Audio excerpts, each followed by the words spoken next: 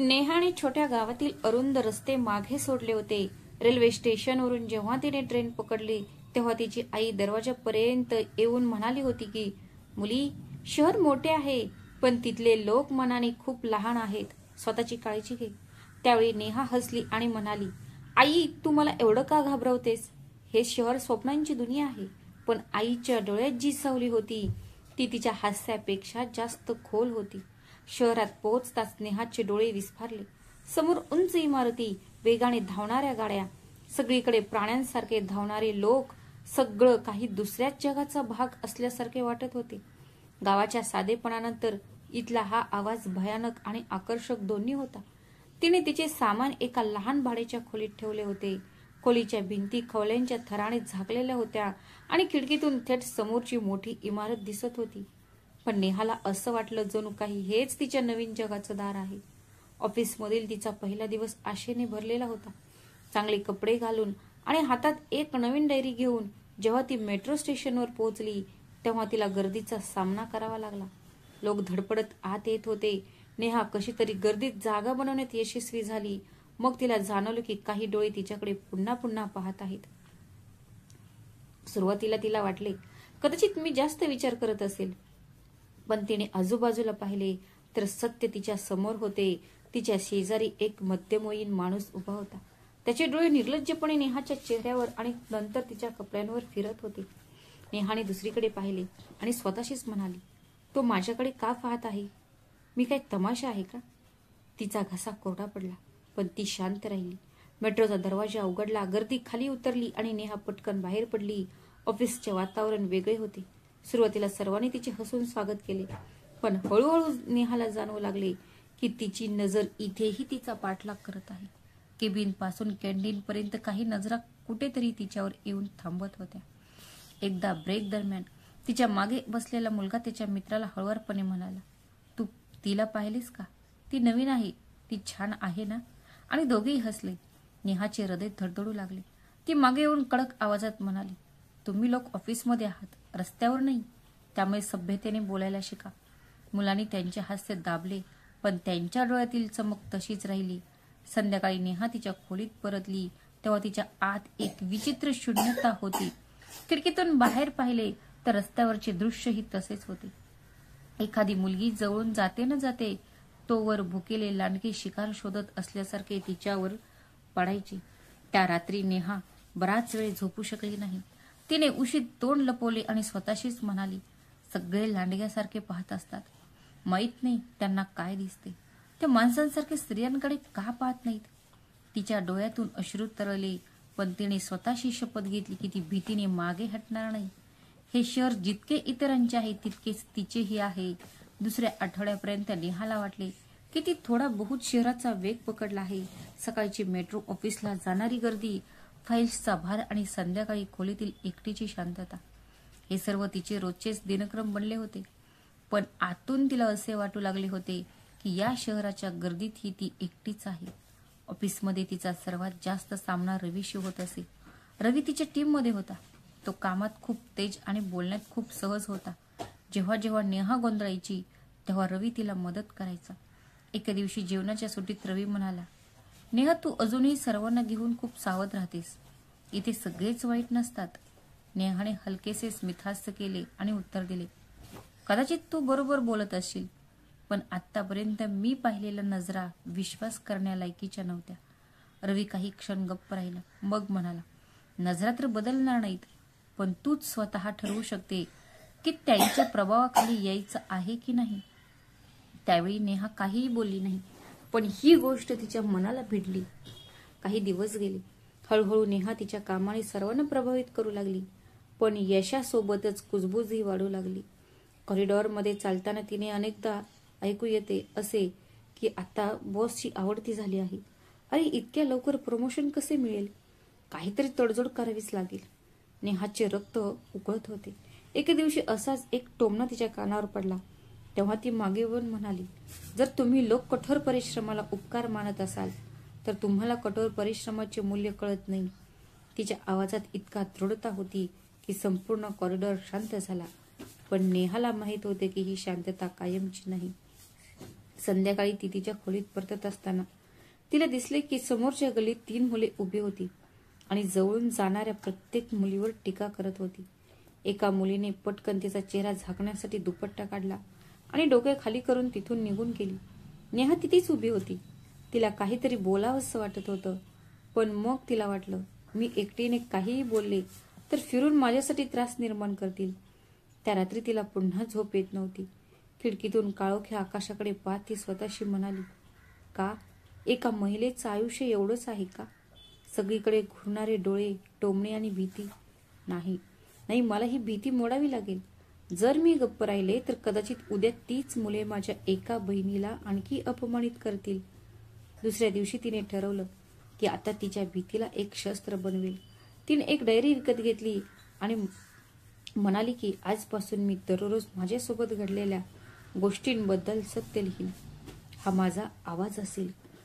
जर ते मी जगाला दाखवू शकत नसली तरी किमान मी माझ्या हृदयाला फसवणार तर नाही. तिच्या लेखणीतून शब्द बाहेर पडले. तिला पहिल्यांदाच हलके वाटत होते. एक दिवशी ती ऑफिसमधून घरी परतली तेव्हा रात्र झाली होती. मेट्रो स्टेशन पासून तिच्या खोलीपर्यंतचा रस्ता अंधारात होता. रस्ता लाईट अर्ध्या बंद पडल्या होत्या आणि रस्त्यावर फक्त काही लोक दिसत होते. नेहाने तिची बॅग थोडी घट्ट धरली आणि वेगाने चालू लागली. मागून 3 मुलांचे हसते ऐकू आले. अरे बघा बघा, कोण येत आहे? नवीन पाहुणा आहे बहुतेक, एकटीच जात आहे असे दिसते. कृपया मार्ग सोपा करा. नेहाचे हृदय जोरात धडधडू लागले. तिच्या तळ हातांवर घाम येऊ लागला, पण तिने तिचा वेग वाढवला. तेवढ्यात एक मुलगा तिच्या समोर येऊन उभा राहिला आणि म्हणाला, तुम्ही कुठे पळत आहात मॅडम? आम्हाला फक्त तुम्हाला मदत करायची आहे. नेहाचे रक्त उकळले. तिच्या आईचा आवाज तिच्या कानात घुमला. ती म्हणाली, होती मुली, तुझ्या डोळ्यात भीती येऊ देऊ नकोस, नाहीतर समोरचा माणूस अधिक शक्तिशाली होईल. नेहाने स्थळ त्याच्या डोळ्यात पाहिले. न हलता म्हणाली, मार्गावरून दूर हो, नाहीतर परिणाम तुझ्यासाठी वाईट होतील. मुलं हसून म्हणाली, अरे वा, बकरीही कधी दहाडते का? नेहाने अचानक तिच्या बॅगेतून एक पेन काढला आणि समोरच्या मुलाच्या हातावर जोरात वार केला. तो मुलगा वेदनेने ओरडला. अरे, इतर 2 मुलेही पुढे सरकली, पण तिथूनच एक ऑटो रिक्षा जात होती. आवाज ऐकताच ड्रायव्हरने ब्रेक लावला आणि खाली उतरला आणि तो जोरात ओरडला, इथे काय चाललंय? इथून पटकन निघून जा. मुले बडबडत अंधारात गायब झाली. नेहा अजूनही जोरात श्वास घेत होती. तिचे हात थरथरत होते, पण तिच्या डोळ्यात अश्रू नव्हते. ती स्वतःशी म्हणाली, आज मी भीतीवर मात केली. जर मी गप्प राहिले असते तर ते मला नेहमीच शिकार समजले असते. ऑटो ड्रायव्हर म्हणाला, मुली, अशा भागात रात्री एकटी फिरू नकोस, पण तुझ्यात खूप धाडस आहे. मग नेहा मान वाकून म्हणाली, काका, प्रत्येक मुलीत धाडस असते, पण परिस्थिती आपल्याला कमकुवत करते. त्या रात्री जेव्हा ती तिच्या खोलीत पोहोचली तेव्हा तिने पहिल्यांदाच तिची डायरी उघडली आणि लिहिले, आज मला कळले की भीतीपासून पळून जाणे सोपे आहे, पण त्याचा सामना करणे हाच खरा विजय आहे. हे शहर लांडग्यांनी भरलेले आहे, पण मी एकटी मेंढी नाहीये. तिची लेखणी थांबत नव्हती. जणू काही वर्षानुवर्ष तिच्या आत दडलेला राग, अश्रू आणि सत्य कागदावर वाहू इच्छित होती. नेहाला वाटले की ती त्या रात्रीनंतर ती अधिक मजबूत, बुद्धिमान होईल, पण वास्तव वेगळे होते. पुढच्या काही दिवसात तिला जाणवले की शहरातील रस्त्यांवर एकटी मुलगी असते म्हणजे खुले आमंत्रण आहे. त्या नजरेसाठी जे सतत तिच्यावर सतत नजर घात घालून बसलेले असतात. एके दिवशी सकाळी ती मेट्रो स्टेशनमधून बाहेर पडत असताना 2 मुले तिच्याकडे टक लावून एक अश्लील गाणे मोठ्याने गात होती, ज्यामुळे कुठल्याही मुलीला लाज वाटेल. त्याचबरोबर शिट्टी वाजवली आणि रस्ता अडवला. नेहाने धाडस एकवटले आणि त्यांच्याकडे दुर्लक्ष केले आणि वेगाने पुढे सरकली. पण मनात कुठेतरी खोलवरती दुखावली गेली होती. तिने विचार केला, आपल्याला दररोज आपली इज्जत वाचवण्यासाठी संघर्ष का करावा लागतो? का आम्ही माणसं नाही का? काही दिवसांनी ऑफिसमधून परतताना गर्दीत एक हात तिच्या खांद्यावरून पाठीवर सरकला. ती क्षणभर स्तब्ध झाली. जेव्हा ती मागे वळली तेव्हा तिला कोणताही चेहरा स्पष्ट दिसत नव्हता. गर्दीतील सगळे जण जणू काही घडलेच नसल्यासारखे उभे होते. नेहाच्या डोळ्यात अश्रू आले. तिला मनातल्या मनात ओरडायचे होते की कोणालाही काळजी का नाही, कोणीच का लक्ष देत नाही. नेहासाठी गेले काही दिवस एक लांब काळ्या बोगद्यासारखे होते. तिला वाटायचे की वेळ सर्व जखमा भरून काढते, पण शहराचे वातावरण तिच्या जखमांवर अधिक मीठ शिंपडत राहते. तो अनेकदा तिच्या खोलीत बंद होऊन रात्री उशिरापर्यंत रडत असायची. डोळ्यांखालील काळी वर्तुळे स्पष्ट दिसू लागली होती. आई जेव्हा तिला फोन करायची तेव्हा नेहा कृत्रिमपणे हसायची आणि म्हणायची, मी ठीक आहे आई, फक्त थोडं जास्तच आहे. पण आतून ती पूर्णपणे रिकामी झाली होती. ऑफिसमध्येही गोष्टी सोप्या नव्हत्या. 2-3 मुले होती जी छोट्या छोट्या गोष्टींसाठी सतत नेहाभोवती फिरत असत. कधी ते कॉफी देशील का असे म्हणत तिची चेष्टा करून हसायचे, कधी ते आज तर खूप गोंडस दिसत आहेस असे म्हणत त्यांच्या शिकारी नजरेने अस्वस्थ करायचे. नेहाला समजत नव्हते की हा विनोद आहे की छेडछाड. सुरुवातीला तिने त्याकडे दुर्लक्ष केले, पण हळूहळू तिला या कृत्यांचा कंटाळा येऊ लागला. एके दिवशी ऑफिसमधून निघताना तिचा सहकारी रोहित तिच्याकडे आला. तो म्हणाला, नेहा, तू रोज एकटी घरी जातेस का? जर तू म्हणालीस तर मी तुला घरी सोडून जाईन, आणि तसाही माझा मार्ग तोच आहे जो तुझा आहे. नेहा हळूवार हसली आणि म्हणाली, नको धन्यवाद, मी स्वतः निघून जाईन. पण ती वळताच रोहित मागून हळूवारपणे म्हणाला, इतका अहंकार चांगला नाही. एक दिवस तू स्वतःच हे सांगशील. हे शब्द नेहाच्या हृदयाला कापत गेले. तिने तिचा वेग वाढवला. घरी पोहोचल्यानंतर ती बराच वेळ रडत राहिली. तिच्या कानात तोच आवाज घुमत राहिला, एक दिवस तू स्वतःच हे सांगशील. काही दिवसांनी आणखी एका घटनेने तिची हिंमत तोडली. ती सकाळी सकाळी लवकर बसने ऑफिसला जात होती. बसमध्ये गर्दी होती. नेहा कशी बशी एका कोपऱ्यात पोहोचली आणि अचानक तिला जाणवले की मागून कोणीतरी तिच्याकडे हळूहळू सरकत आहे. सुरुवातीला तिने दुर्लक्ष केले, पण पुन्हा तेच घडले. नेहाने मागे वळून पाहिले आणि तिला तिच्या शेजारी एक मध्यमवयीन माणूस उभा असलेला दिसला, आणि तो असा पाहत होता की जणू काही घडलंच नाही. नेहाचा राग आणि भीती एकाच वेळी बाहेर आली. ती मोठ्या आवाजात म्हणाली, हे तू काय करतोयस? तुला लाज वाटत नाही का? बसमध्ये शांतता पसरली, पण काही सेकंदातच 2-3 लोक हसायला लागले आणि म्हणाले, अहो ताई, तुमचा काही गैरसमज झाला आहे. हे शहर आहे, इथल्या गर्दीत असं लागत राहतं. नेहाचा आवाज तिच्या घशातच थांबला. लोक तिच्याकडे असं पाहत होते जणू काही ती तिचीच चूक होती. ती पुढच्याच थांब्यावर रडत खाली उतरली. त्या दिवशी ती ऑफिसला गेली नाही. त्या रात्री तिने तिच्या खोलीचा दरवाजा बंद केला आणि बराच वेळ रडत राहिली. तिने आरशात तिचा चेहरा पाहिला आणि स्वतःला विचारले, मी इतकी कमकुवत आहे का? माझा दोष फक्त एवढाच आहे का की मी मुलगी आहे? का हीच माझी ओळख आहे का की लोक मला अशा प्रकारे स्पर्श करू शकतात? मग तिच्या रूममेट प्रियाने तिला सांत्वन दिले. ती म्हणाली, नेहा, हे सर्व दररोज सहन करणे सोपे नाही, हे मला माहीत आहे. पण जर तू तुटत राहिलीस तर हे लोक जिंकतील. नेहाने तिचे अश्रू पुसले, पण ती थकलेल्या आवाजात म्हणाली, प्रिया, मी रोज लढून थकली आहे. आता माझ्यात हिंमतच उरली नाही. असं वाटतंय मला आईला फोन करून सांगायचे की मला गावी परत यायचं आहे. प्रियाने तिचा हात धरला आणि म्हणाली, विचार कर, जर तू परत गेलीस तर हे लांडगे आणखी शक्तिशाली होतील. तुझ्यासारख्या हजारो मुली हार मानतील. उद्या तुझ्या धाकट्या बहिणीनेही या शहरात येऊन असेच दुःख सहन करावे असे तुला वाटते का? नेहा गप्प बसली, पण तिच्या मनात निराशा आणि रागाचे वादळ निर्माण झाले होते. काही दिवसांनी ऑफिसच्याच रस्त्यावर जेव्हा ती रिक्षा पकडायला निघाली तेव्हा 2 पुरुष तिच्या जवळ उभे राहिले. त्यापैकी एकाने वाईट हेतूने तिचे मनगट धरले आणि दुसरा तिच्या कानात कुजबुजला, इतके एकटे जात जाऊ नकोस, नाहीतर पळवून घेऊन जाईल. तिचा आत्मा थरथर कापला. तिने तिच्या सर्व शक्तीने तिचे मनगट सोडवले आणि गर्दीकडे धावली. पण यावेळी तिचा चेहरा फिक्का पडला होता. तिचा आवाज तिच्या घशात अडकला होता आणि ती इच्छा असूनही ओरडू शकत नव्हती. त्या रात्री तिने तिच्या डायरीत फक्त एक ओळ लिहिली, आज मी आतून तुटली आहे. असं वाटतंय की या शहराच्या प्रत्येक रस्त्यावर माझा पाठलाग करणाऱ्या सावल्या राहतात. तो क्षण होता जेव्हा नेहा पहिल्यांदा विचार करू लागली की कदाचित हे शहर तिच्यासाठी नाही. नेहा आत्ता पूर्वीसारखी राहिली नाही. तिच्या चेहऱ्यावरील हास्य हळूहळू नाहीसे झाले होते. दररोजचा प्रवास तिच्यासाठी युद्धापेक्षा कमी नव्हता. ऑफिसमधली सहकारी विचारायचे, नेहा, तू आजकाल इतकी शांत का असते? तिने हसण्याचा प्रयत्न केला, पण तिच्या डोळ्यात लपलेली भीती पुन्हा पुन्हा स्पष्ट दिसत होती. एका संध्याकाळी ऑफिसहून परत येत असताना ती बस स्टॉपवर उभी होती. तेवढ्यात 3 मुले आली आणि तिच्या भोवती उभी राहिली. त्यापैकी एकाने तिचा दुपट्टा ओढण्याचा प्रयत्न केला. नेहाचे हृदय हादरले, पण यावेळी ती गप्प राहिली नाही. तिने तिच्या सर्व शक्तीने त्याचा हात झटकला आणि ओरडली, जर तुमच्यात हिंमत असेल तर मला पुन्हा स्पर्श करा. तिचा मोठा आवाज ऐकून आजूबाजूचे लोक थांबले. काही सेकंदात वातावरण बदलले. मुले घाबरली आणि पळून गेली. नेहाने एक दीर्घ श्वास घेतला. पहिल्यांदाच तिला जाणवले की आवाज उठवणे हे देखील एक शस्त्र आहे.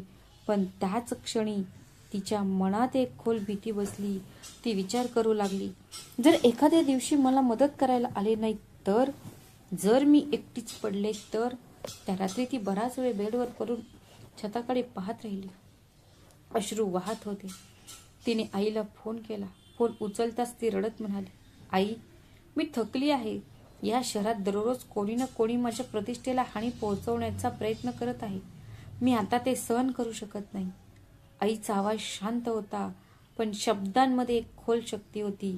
मुली, मला माहित आहे की तू तिथे एकटी आहेस, पण लक्षात ठेव, तुझ्या बाबांनी तुला नेहमीच हार मानू नकोस असं शिकवलं आहे.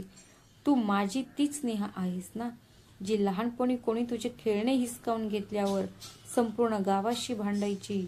नेहाच्या डोळ्यात आणखी अश्रू आले. आई पुढे म्हणाली, घाबरू नकोस मुली. भीतीपेक्षा मोठे कुठलेच तुरुंग नसते. जर तू मागे हटलीस तर हे लोक जिंकतील, आणि जर तू खंबीर राहिलीस तर कितीतरी मुलींना बळ मिळेल. त्या क्षणी नेहाचे हृदय थरथर कापत होते.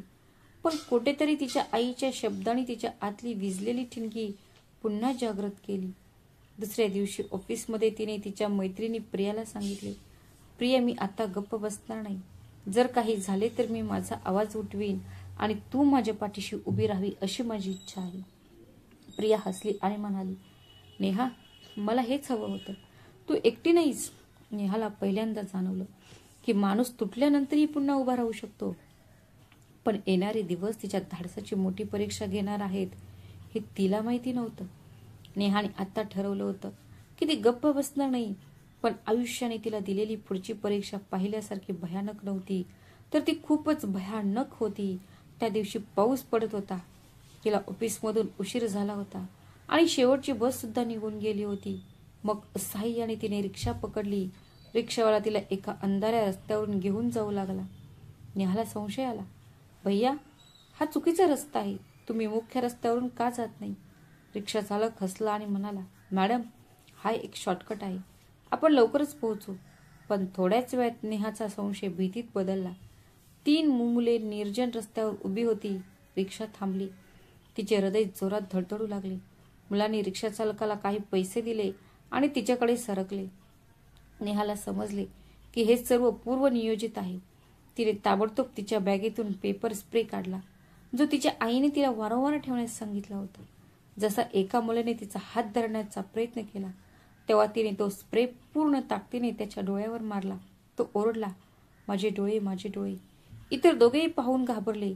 मग नेहाने रिक्षातून उडी मारली आणि रस्त्याकडे धाव घेतली. पावसामुळे रस्ता निसरडा होता. तिचे पाय थरथरत होते, पण तिने मागे वळून पाहिले नाही.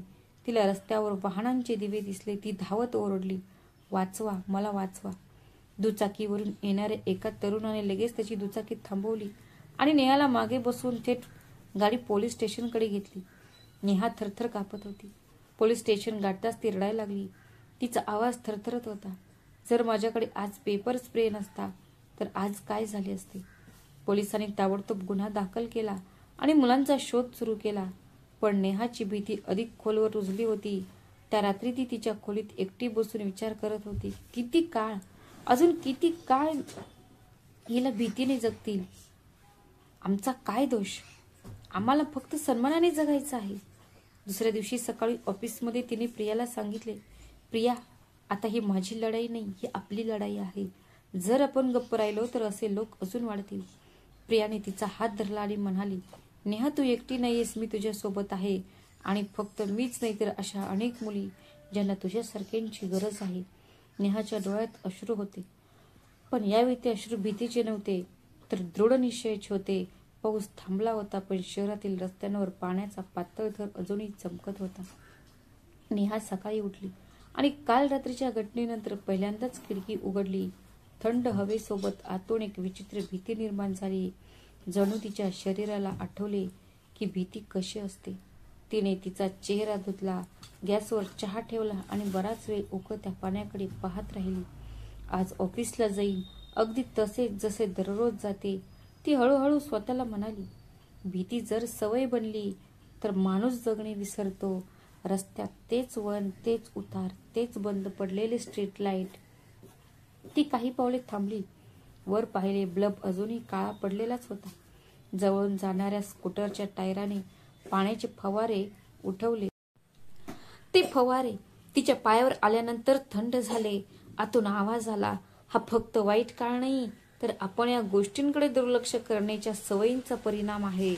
तिने तिचा मोबाईल काढला, लाईट पोलवर लिहिलेल्या नंबरचा फोटो काढला आणि ठरवले की तिच्या खोलीत गेल्यानंतर याची तक्रार करेल. मग कितीही त्रास झाला तरी. ती ऑफिसमध्ये पोहोचली तेव्हा रिसेप्शनवर बसलेले सुरक्षा रक्षक सिंग साहेब तिला पाहतच म्हणाले, मुली, काल रात्री पोलीस चौकीत तू गेली होतीस का? सगळं ठीक आहे ना? नेहा संकोचली, मग मान हलवली आणि किंचित हसली. हो, मी आता ठीक आहे आणि तुम्ही माहिती ठेवल्याबद्दल धन्यवाद. सिंग साहेब हळुवारपणे म्हणाले, जर आपण सर्वजण क्षणभर थांबून बोलून पाहू तर बरेच काही टाळता येईल. तू धाडसी आहे. ती डेस्कवर बसताच रवी आला. त्याच्या डोळ्यात एक प्रश्न होता. मग नेहा स्वतःहून म्हणाली, हो, कालची रात्र कठीण होती, पण मी काम सोडून जाणार नाही. रवीने टेबलवर फाईल्स ठेवल्या आणि फक्त एवढेच म्हटले, ठीक आहे, आणि जर तुला परत जाताना कधी उशीर झाला तर मला कॉल कर. खालीपर्यंत सोडून देईन. हे शहर त्यांच्यासाठी नाही ज्यांना एकटे जायचं आहे. दुपारी एक टीम मीटिंग होती. बॉसने नवीन मोहिमेची जबाबदारी नेहाला दिली. 2-3 जणांनी चेहरे वळवले. यापैकी एकाने आपली खुर्ची मागे खेचत म्हटले, अरे, तिच्यासाठी चांगली आहे. नेहाने त्याच्याकडे दुर्लक्ष करण्याचा प्रयत्न केला, तरी क्षण शब्द तिच्या कानात टोचत राहिले. मीटिंग नंतर कॉरिडॉरमध्ये तोच मुलगा जो अनेकदा अश्लील शेरेबाजी करायचा, तो कपाळावर कुरवाळत म्हणाला, तू खूप तेज बनत आहेस नेहा. एवढी गंभीर का? थोडी मैत्रीपूर्ण राहा, वातावरण हलके राहते. नेहा पहिल्यांदाच न हसता बोलली, मैत्रीपूर्ण असण्याचा अर्थ काय? स्पष्ट बोला. जर तुम्ही कामाबद्दल बोललात तर मीही बोलेन. तो हसला आणि पुढे गेला. ठीक आहे मॅडम. नेहालाही त्याच्या हास्यामागील थोडीशी चिडचिड जाणवली. संध्याकाळ होत आली तेव्हा प्रिया तिच्या जवळ येऊन बसली आणि म्हणाली, आज लवकर निघूया का? आपण वाटेत दूध आणि भाज्या खरेदी करू. नेहाने मान हलवली.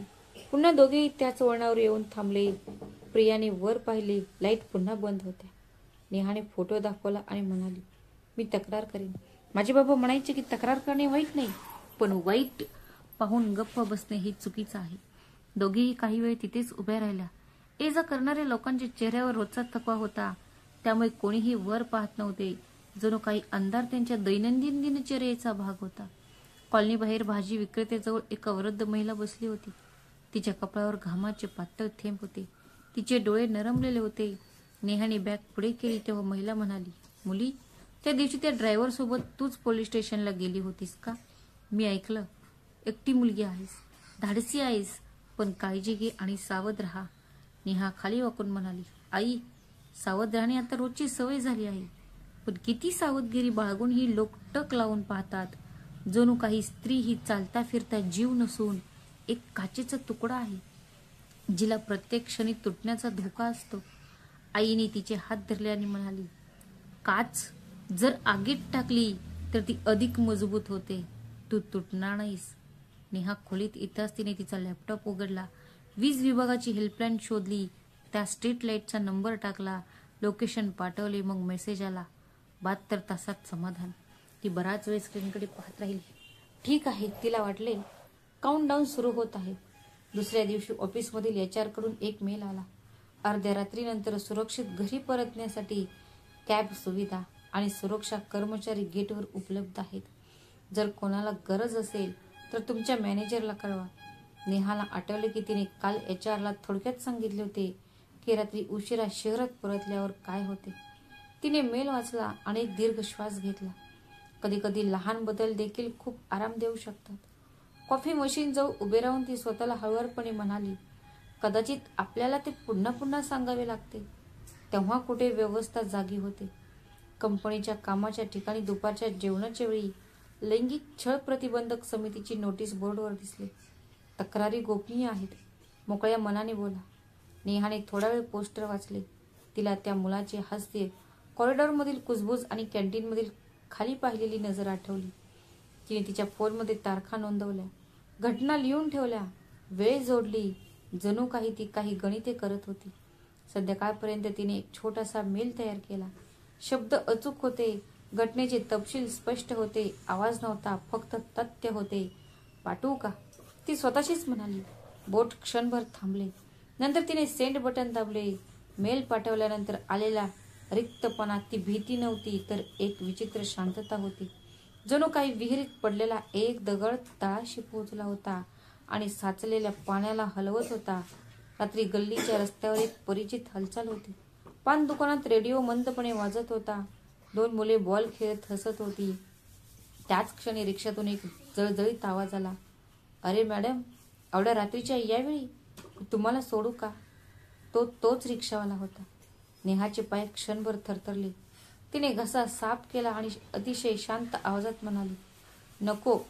आणि ऐक, त्या रात्री जे घडलं त्याबद्दल गुन्हा दाखल झाला आहे. पोलीस कधीही कारवाई करतील. रिक्षावाला क्षणभर तिच्या डोळ्यात पाहत राहिला.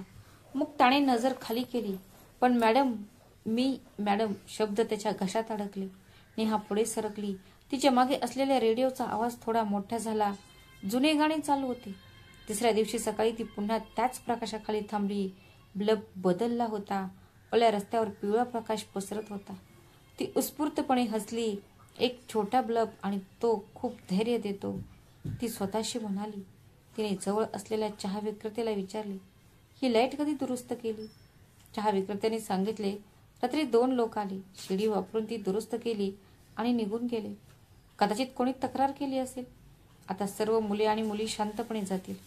नेहा शांतपणे म्हणाली, हो, कोणीतरी केली होती. ऑफिसमध्ये पॉश कमिटी बैठकीसाठी फोन आला. छोट्या बैठकीच्या खोलीत 3 लोक बसले होते. एक ज्येष्ठ महिला, एक कायदेशीर सल्लागार आणि मानव संसाधन विभागाचा एक प्रतिनिधी. त्यांनी नेहाकडून हळूहळू घटना ऐकल्या. नेहाने स्पष्टपणे सांगितले की कोण काय म्हणाले, कधी म्हणाले आणि जवळ कोण उभे होते. प्रश्न कठीण होते, पण त्यांच्या स्वरात कठोरता नव्हती, तर सावधपणा होता. कठोर नव्हती. शेवटी ती ज्येष्ठ महिला म्हणाली, तुमच्या शब्दांमुळे अनेकांना समजेल की विनोद आणि छळ यातील रेषा खूप पातळ आहे, पण आहे. आपण गुप्तपणे चौकशी करू. नेहाने मान हलवली. बाहेर येताच तिला असे वाटले की जणू काही खूप दिवसांनी कोणीतरी तिचे बोलणे गांभीर्याने ऐकले आहे आणि त्याकडे दुर्लक्ष केले नाही. दरम्यान संध्याकाळी कॉलनीत एक अनपेक्षित भेट झाली. समोरच्या इमारतीत राहणाऱ्या सविता काकू अनेकदा खिडकीतून बाहेर पाहून शेजाऱ्याबद्दल विचित्र कमेंट करताना दिसत असायची. आज ती पायऱ्यांवर बसली होती.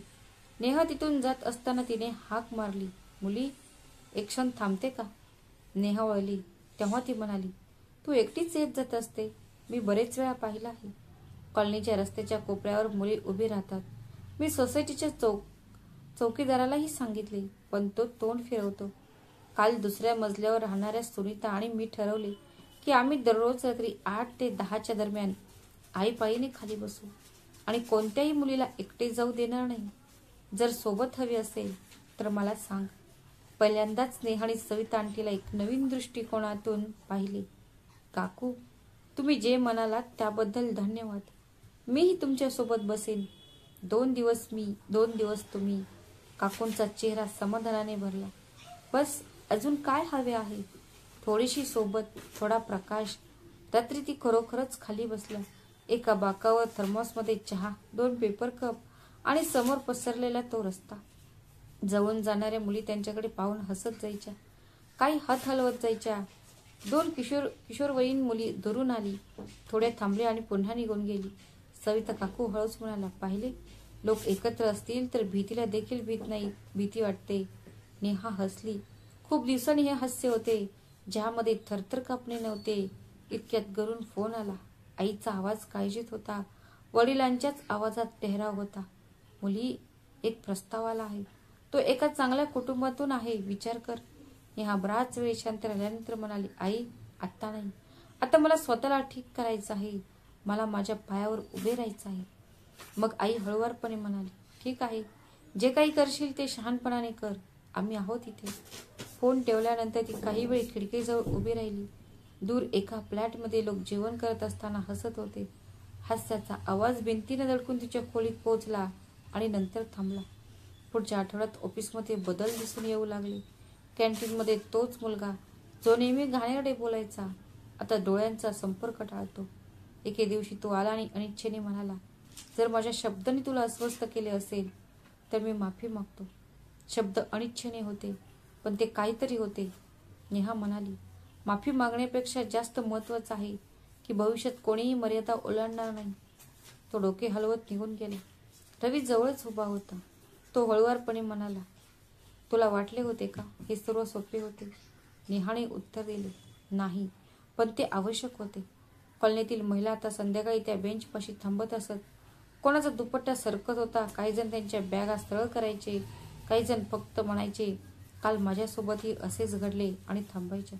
नेहा त्यांच्याकडे पाहायची आणि विचारायची, नाही तर थांबायची. एके रात्री तिसऱ्या मजल्यावर रेहाना आली. ती म्हणाली, नेहा, माझी मूल शिकवणीवरून परत येत असताना त्या वळणावर 2 मुले उभी राहून शिवीगाळ करत होती. पोलिसांकडे जाणे माझ्यासाठी सोपे नाही. माझा नवरा शहराबाहेर आहे. उद्या तू माझ्यासोबत येशील का? नेहा विचार न करता लगेच म्हणाली, हो, मी येईन. आणि आपण चौकीदारालाही सोबत घेऊन जाऊ. आणि गरज पडली तर आपण बीट कॉन्स्टेबललाही फोन करू. माझ्याकडे त्याचा नंबर आहे. रेहानाचे डोळे अश्रूंनी भरले. तुझ्यासारख्यांची इथे गरज होती. दुसऱ्या दिवशी संध्याकाळी ती तिघेही त्या वळणावर गेले. मुलं खरोखरच तिथेच उभी होती. एकाने बिडी पेटवली, दुसऱ्याने रेहानाला पाहताच तिला टोमणे मारले. पहिल्यांदाच चौकीदार अभिमानाने म्हणाला, इथे उभं राहायचं नाही. सोसायटीने सांगितले आहे की हा रस्ता रिकामा राहील.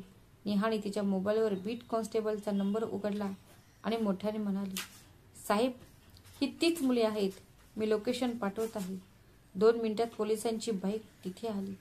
नशीब असो वा तयारी, परिणाम तोच होता. मुले बडबडत पसार झाली. कॉन्स्टेबलने दोघांकडे कठोर नजरेने पाहिले. दिसला नाही पाहिजे, समजले? त्यांच्या आवाजात कोणतीही घोषणा नव्हती, फक्त रोजचा कडकपणा होता. पण आज तेवढंच पुरेसं होतं. रात्री बेंचवर बसलेल्या सविता काकू नेहाकडे पाहत म्हणाल्या, तू आल्यावर असं वाटतं की आम्ही सगळे पण थोडी थोडी नेहा बनत आहोत. घाबरलेली नाही, तर खंबीरपणे उभे असलेली. नेहा हलक्या हास्यासह म्हणाली, काकू, मी तुमच्या सर्वांकडून हेही शिकत आहे की जर घरातील महिलांनी खिडकीतून डोकावणे थांबवले तर रस्ता थोडा सुरक्षित होतो. खोलीत परत येऊन तिने डायरी काढली. आज लिहिण्यासाठी कोणतीही तक्रार नव्हती, कोणते अश्रू गळले नव्हते. तिने फक्त 2 ओळी लिहिल्या. दिवे लागले आहेत.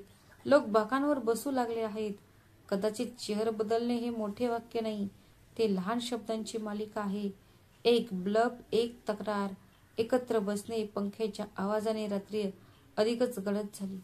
दूर कुठेतरी कुंत्रे भुंकले. कोणीतरी गाडी चालवत निघून गेले. नेहा डोळे बंद करत बडबडत राहिली, हे खरे आहे की प्रत्येक जण भुकेल्या लांडग्यासारखे पाहतात, पण हे देखील खरे आहे की लांडगे प्रकाशाला घाबरतात, साक्षाला घाबरतात, गर्दीला घाबरतात. मी एकटी नाही. झोप आली ती बऱ्याच वेळानंतर, पण कोणालाही धक्का न बसता, आणि ती पण खूप खोल.